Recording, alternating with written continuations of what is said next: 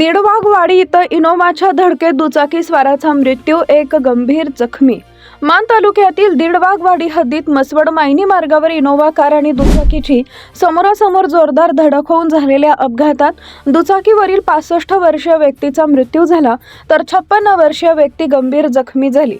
अपघातानंतर इनोव्हा चालकानं जखमींना मदत न करता वाहन घटनास्थळीच सोडून पलायन केल्याची माहिती पोलिसांनी दिली आहे।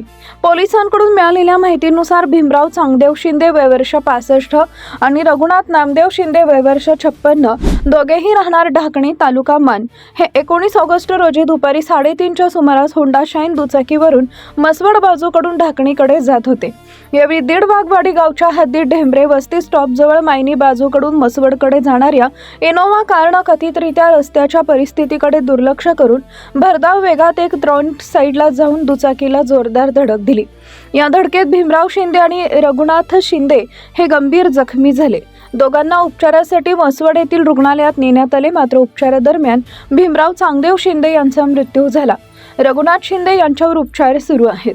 दरम्यान अपघातानंतर इनोव्हा चालकानं अपघाताची माहिती पोलिसांना देणे तसेच जखमींना वैद्यकीय मदत मिळवून देण्याऐवजी वाहन घटनास्थळी सोडून पळ काढल्याचा तक्रारीत नमूद करण्यात आलाय। या प्रकरणी अण्णा भीमराव शिंदे यांच्या फिर्यादीवरून मसवड पोलीस ठाण्यात अज्ञात इनोव्हा चालकाविरोधात गुन्हा दाखल करण्यात आलाय। अपघातातील इनोव्हा कारचा क्रमांक MH04GG 9292 तर दुचाकीचा क्रमांक MH11CM 8514 असल्याचं पोलिसांनी सांगितलंय। अपघाताची माहिती मिळताच मसवड पोलिसांनी घटनास्थळी भेट देऊन तपास सुरू केलाय। या प्रकरणाचा तपास पोलीस हवालदार DP खाडे करत आहेत। अज्ञात चालकाचा शोध घेण्यासाठी पोलिसांकडून पुढील तपास सुरू असून अपघात नेमका कसा घडला याबाबत ही चौकशी केली जाते।